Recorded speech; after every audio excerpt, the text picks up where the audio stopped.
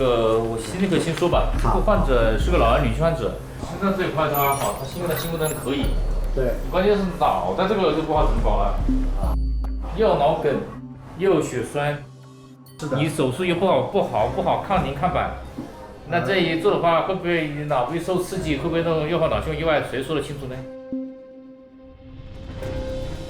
总体来说，这个患者心功能是应该是能够耐受手術的，但是術中就術後會出現什麼情況，這誰不說不準的。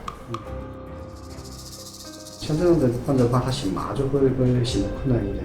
那肯定，他要是術中這個麻醉的過程中發生腦梗，那這個有可能就醒不過來了。這方面有沒有藥物啊？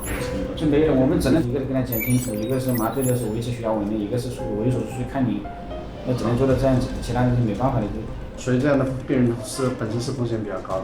如果他這個術後醒不過來，或者是出現了其他神經功能確診，那及時期我們可以去會診了，就不要耽誤了，就是必須要快。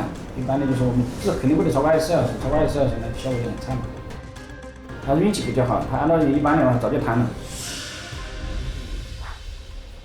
這怎麼辦呢？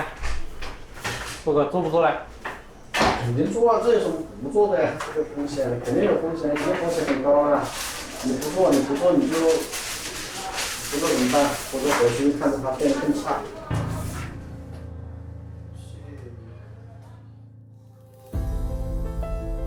這個病人手術風險比較大，但是我們經過會診，他是沒有說有手術的絕對禁忌症的。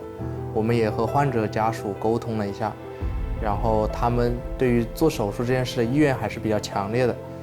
所以就像碩哥說的那樣，我也覺得一個醫生不應該是因為害怕這種手術風險，然後不給病人做手術，而是應該和病人還有病人家屬一起共同面對這個風險，然後來幫助他們解決困難。